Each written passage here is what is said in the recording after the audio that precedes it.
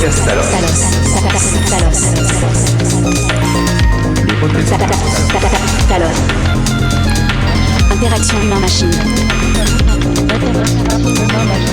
Bonjour à tous, je suis ravie de vous parler aujourd'hui pour le podcast de Talos, un club de vulgarisation scientifique sur le thème de l'interaction humain-machine et théorie de l'esprit, acceptabilité, confiance et engagement du locuteur dans le domaine de la santé. Je suis Marie Richalski et je suis accompagnée de Maëva Siller, Paola Erregno, Fatou Sow. Pendant notre podcast, nous explorerons différentes thématiques avec les membres du club et des invités. Notre but est de rendre accessible la recherche à un maximum d'entre vous. Aujourd'hui, pour notre premier épisode, on va se présenter notre parcours et partager avec vous nos différentes expériences dans le domaine de la recherche. Alors installez-vous confortablement, n'oubliez pas de vous abonner à notre podcast et à nous suivre sur nos réseaux et nous laisser un avis, ça nous aide énormément. C'est parti pour l'épisode d'aujourd'hui. Bonjour à tous, c'est Marie Richalski, je suis psychologue et actuellement doctorante à l'Université de Lorraine. Donc on peut faire un tour de table de tout le monde pour se présenter. Oui, bonjour à tous, je m'appelle Maëva Siller et actuellement je suis doctorante en linguistique à la TILF.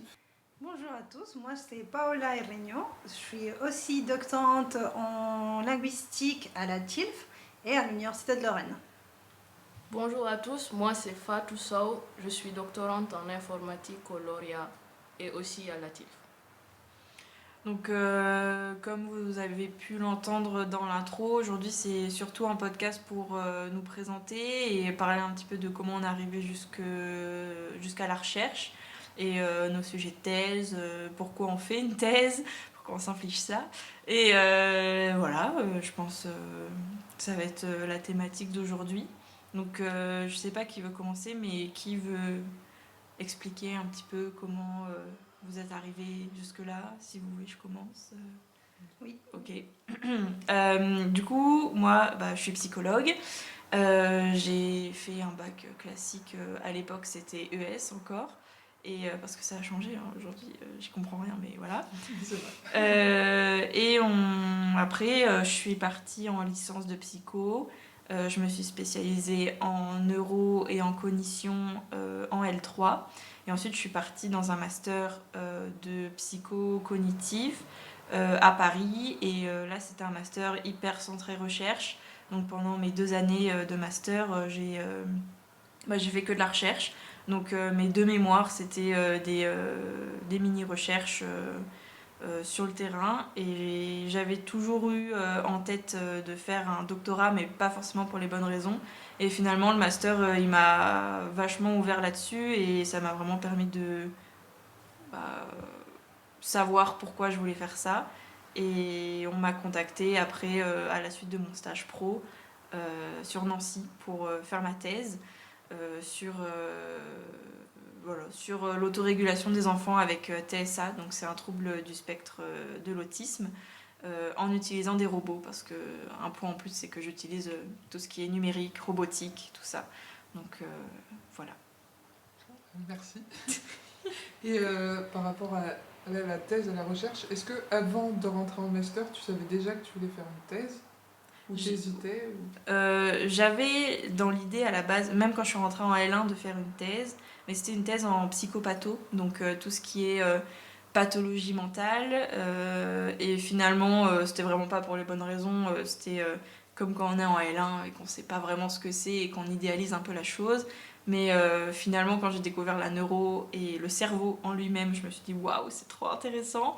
Donc c'est le master qui m'a vraiment précisé la chose et précisé mon projet pro. Et après, c'est dans le master aussi que j'ai découvert le travail avec les robots. Je l'avais un peu en tête, mais là, c'est vrai que j'ai utilisé des robots pendant mes 2 expés de master. Donc là, je suis avec 3 robots différents, donc c'est encore mieux. Donc voilà. À vous, qui Paola.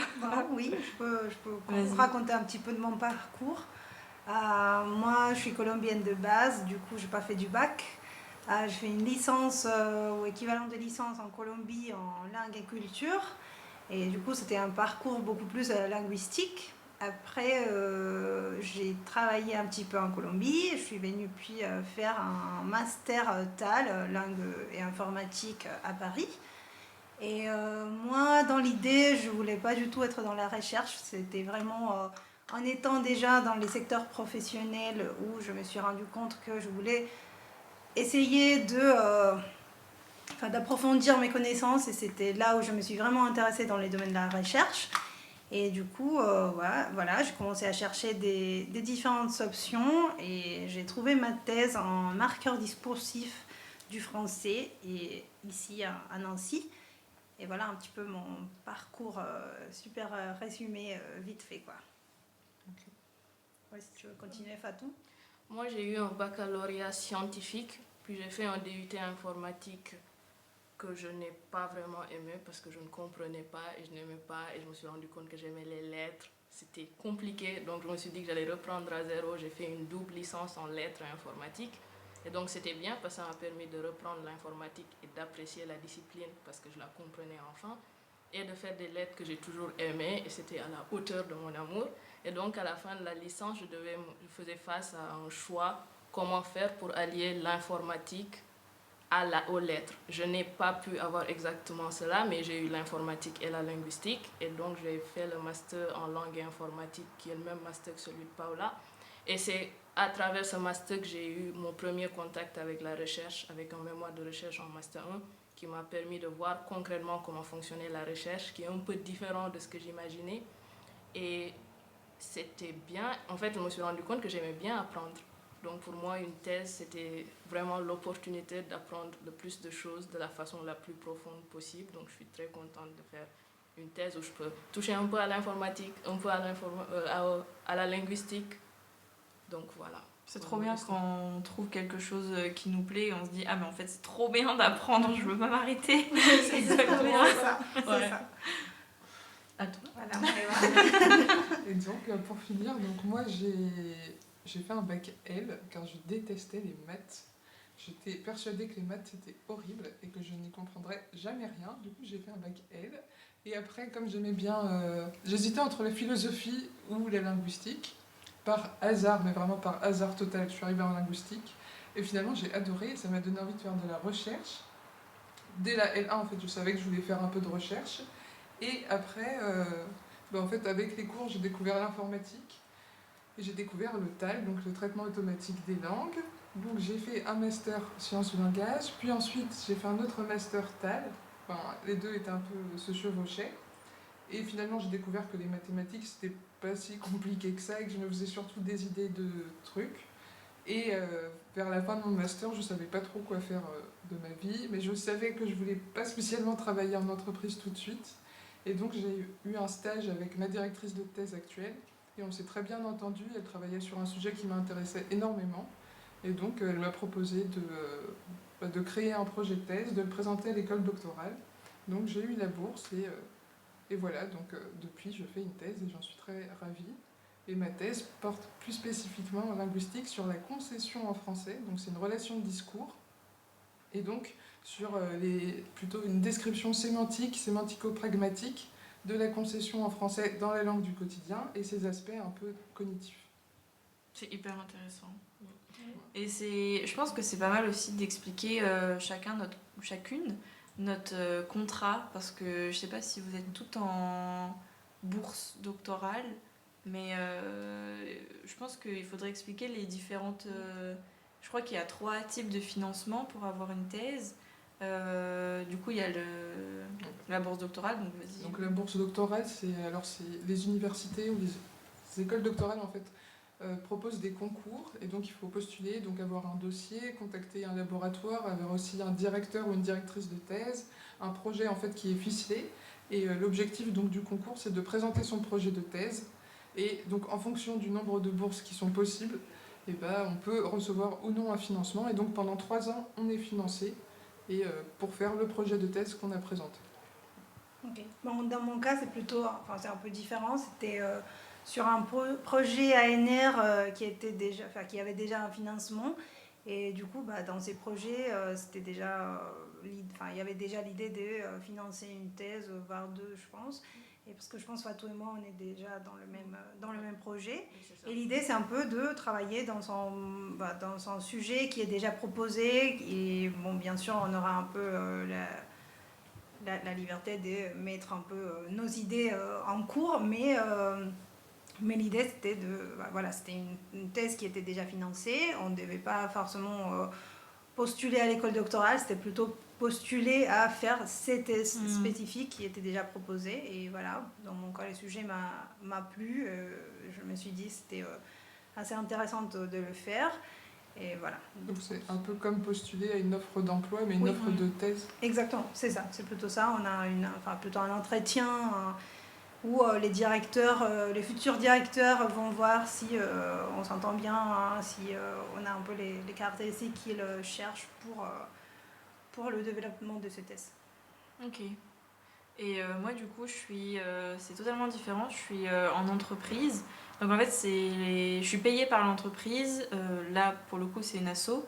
Mais en gros, c'est un contrat CIFRE et c'est du coup l'entreprise qui te paye pour faire la thèse. Donc, tu l'as fait au nom de l'entreprise, même si c'est ta thèse. Voilà, tu travailles quand même dans le domaine de l'entreprise. Donc, tu es salarié et étudiant. Donc, je pense que pour chaque contrat qu'on a, il y a des avantages et des inconvénients. Mais c'est vrai qu'on peut avoir quand même un large choix de possibilités pour faire la thèse qui permet, je pense, pour tout le monde de s'adapter. Et après, il y a aussi le cas où c'est autofinancé. Et c'est important de le dire, je pense, parce qu'il y a plein de gens qui le font. Et là, du coup, c'est des gens juste qui travaillent à côté et qui font leur thèse. Donc, c'est des gens super courageux, hein, parce que pour faire les deux en même temps, c'est quand même quelque chose. Mais voilà, il y a différents types de financement parce qu'il faut, quoi qu'il en soit, avoir de l'argent pour vivre.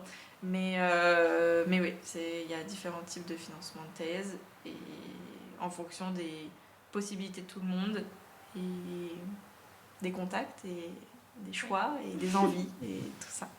Donc voilà. Oui.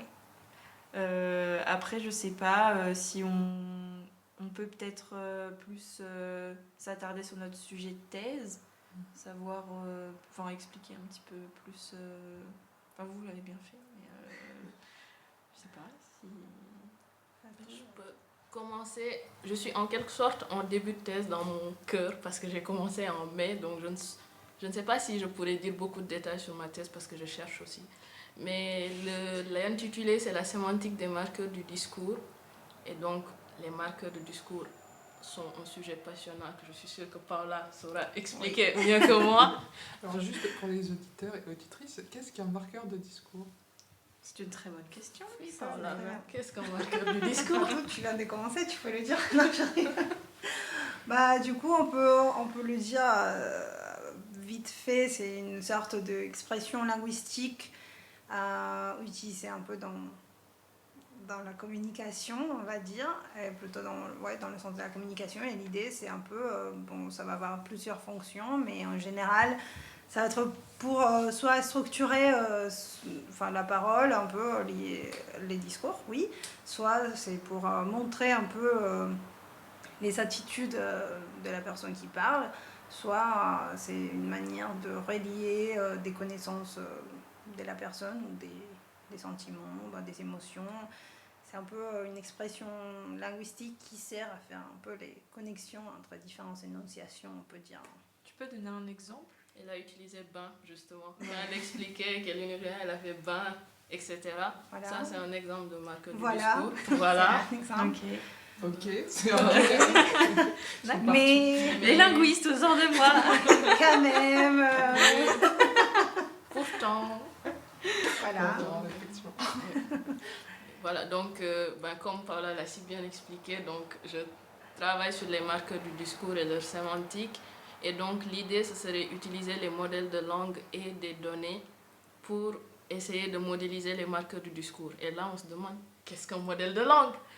Un modèle de langue est un modèle, si je devais l'expliquer rapidement, c'est un modèle statistique qui va être souvent un couteau suisse qui va faire plusieurs tâches de traitement automatique de la langue.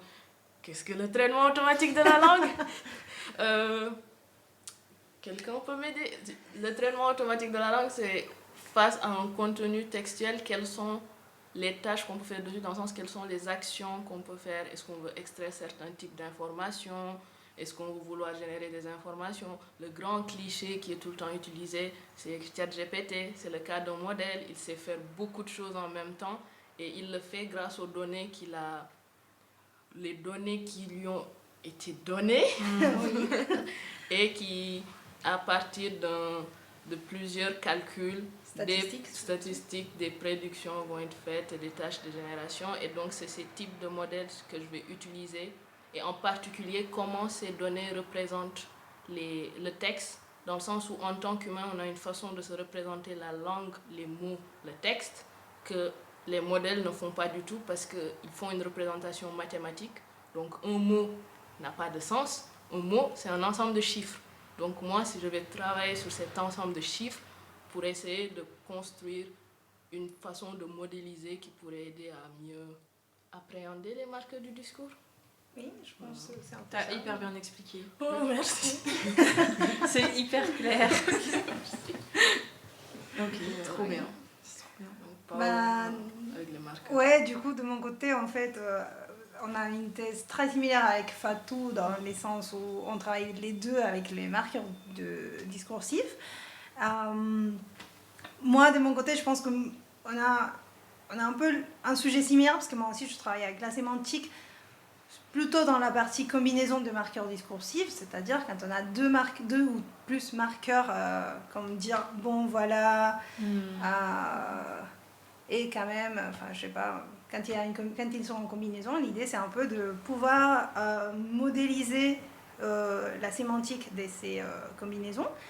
Et je veux dire que dans l'approche des Fatou, on voit beaucoup plus un traitement informatique. Je suis plutôt dans les côtés linguistiques, même si j'utiliserai aussi lors de ma thèse des outils informatiques pour m'aider à faire ce type de modélisation. Et voilà, c'est un peu ça mon sujet. Merci. Trop bien. Mais toi, t'es de... J'ai l'impression que j'ai déjà un peu expliqué, mais... Redis quand même. Alors, On donc, finit avec tout ce qui est langue.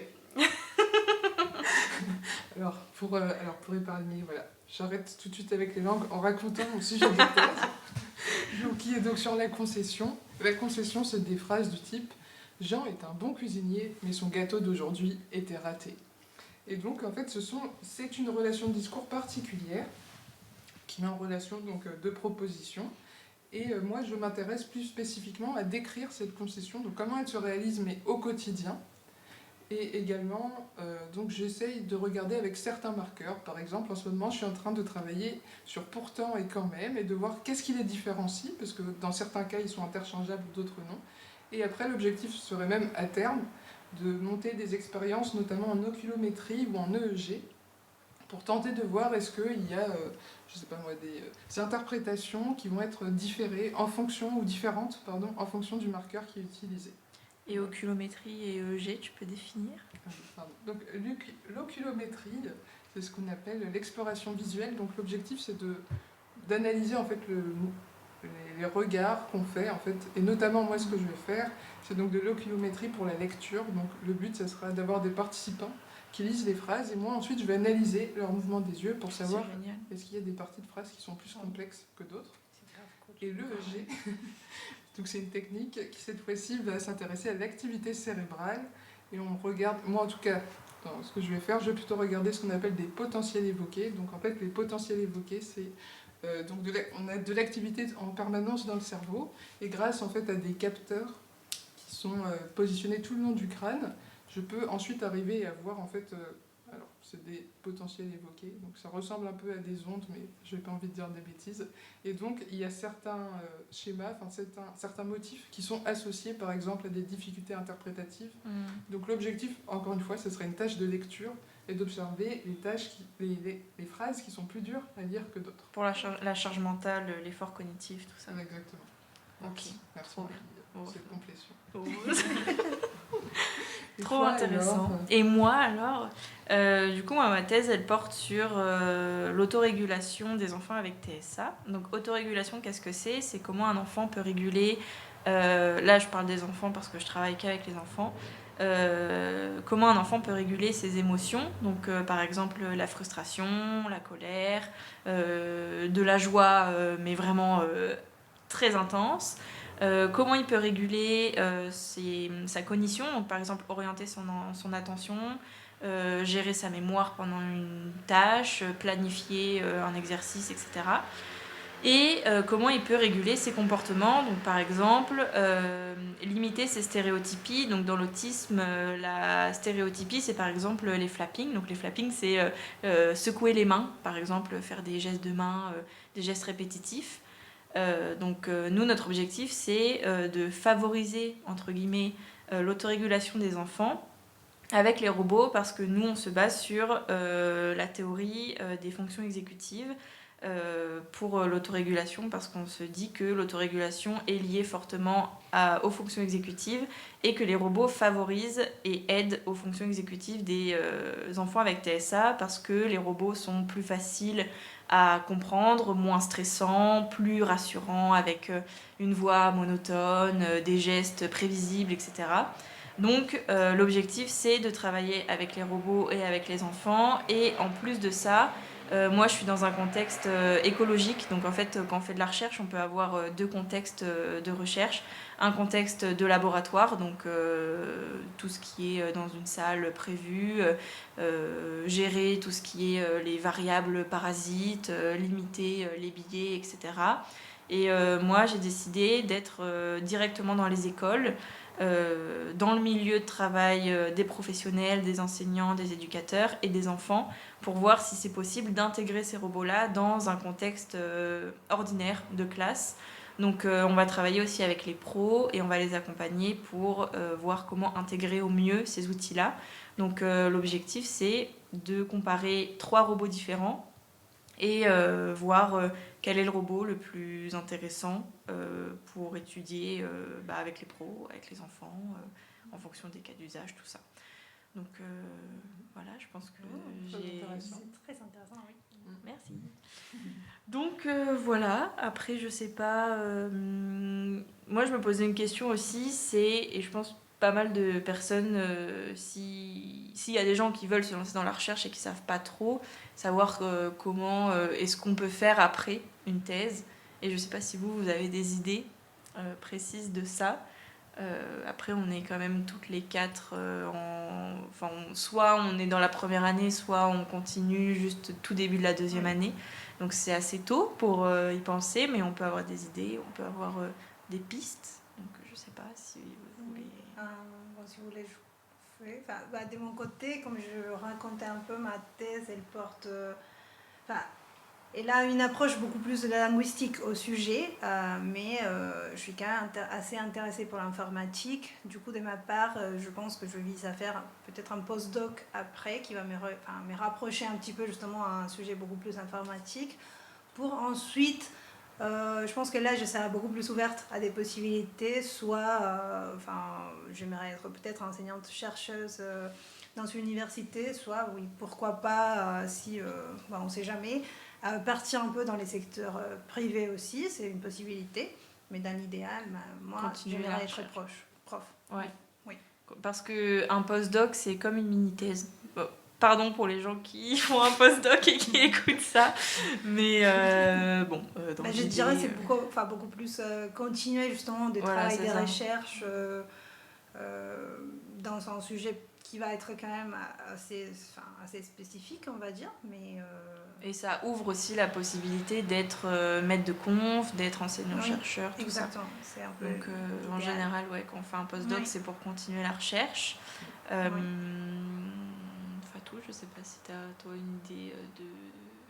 Je pense dans l'idée au début, après la thèse, aller en entreprise, en recherche et développement, parce que ce qui est bien avec une thèse en informatique, c'est que c'est très applicatif, donc il y a quand même on peut travailler en entreprise parce qu'il y a des choses à faire, I guess. Donc dans l'idée, oui, mais je me dis que la vie est pleine de surprises, donc on verra en pleine thèse. Maintenant, on n'a toujours pas fini d'apprendre et je vais continuer à apprendre et à enseigner toute ma vie, alors que ce n'était pas du tout ce qui est prévu, donc oui. Oui, c'est vrai, t'as raison. On ne sait jamais. Oui, On ne sait jamais. Il faut être ouverte à des possibilités. C'est ça. C'est sûr. Moi, je sais que je sais pas du tout ce que je veux faire. Enseigner, je pense pas, parce que j'ai jamais été pédagogue et je suis pas trop patiente, sauf avec mes petits TSA. Moi, j'aimerais beaucoup développer quelque chose, utiliser ce que je trouve dans ma thèse pour développer moi-même quelque chose de numérique, un truc technologique, toujours rester là-dedans.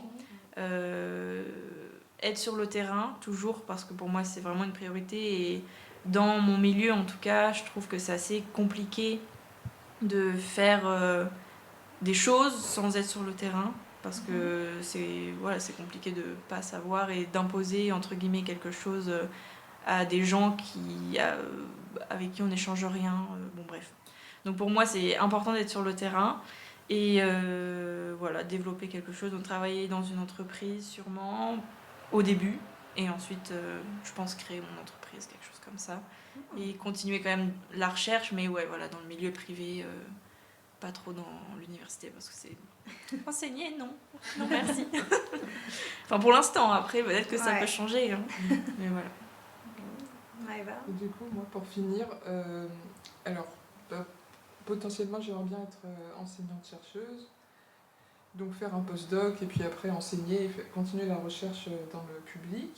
Mais sinon aussi, j'ai un autre projet qui serait de monter, je ne sais pas encore vraiment comment, soit une boîte, soit une association. Et là, j'aimerais plus faire de la médiation scientifique ou alors former un peu à l'esprit critique, parce que dans ma thèse, il y a beaucoup de choses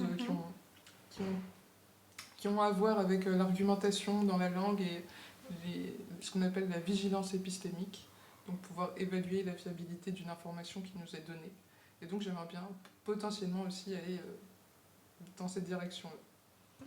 Et tu pourras m'embaucher quand tu auras créé ta boîte, exactement. Avec grand plaisir.